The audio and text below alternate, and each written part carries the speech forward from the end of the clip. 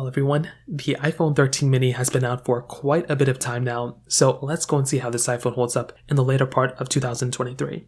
Now, we've gotten a few things and a few updates with this particular iPhone. Nothing super crazy, but we got a few things. So for one, we've got the next version of software. And we kind of did get the successor of these iPhones, not quite literally with the mini, but kind of in a way. Now, with the exterior of this body, it's still holding up pretty much the same exact way. Nothing's really changed. It's still that, same old body type.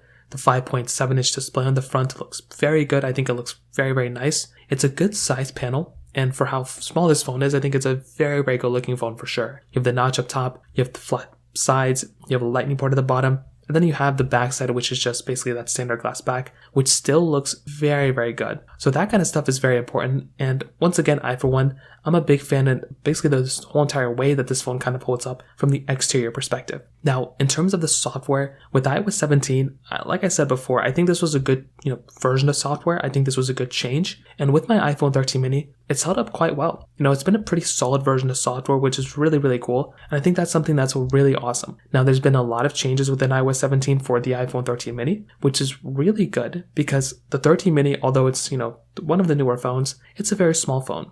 So because it's kind of small, I like the fact that it still has this type of capability and has a really good kind of depth to it from that specific perspective, because it kind of gives me a little bit more of an impression that it is, kind of a better phone, even though it's a smaller phone. Like, it still holds up very well against the iPhone 15. So from a software perspective, I think it holds up very, very well from that specific side, which is very, very cool. Now, another thing to keep in mind here is that with the iPhone 13 mini compared to the iPhone 15, this is another interesting thing, because with the iPhone 15, I will tell you, it's definitely a better iPhone. It's definitely giving you better capability and so many other things across the board. But the iPhone 13 mini still, in my opinion, holds up very, very well against the iPhone 15. You would not believe how good of a job the iPhone 15, how good of a job the iPhone 15 of a phone is, in general. But the iPhone 15 does a really, really good job in so many things. And the iPhone 13 mini actually held up very, very well from that specific perspective, which is honestly very cool. So at least in my opinion, that's something that's, stands out to me. And it's a very, very cool thing. So if you're wanting the phone that's definitely going to be holding well, I would definitely tell you the iPhone 13 mini is going to be doing you a really, really good job from that perspective as well. Now, some other things. For one, I think the iPhone 13 mini from a size perspective is very good.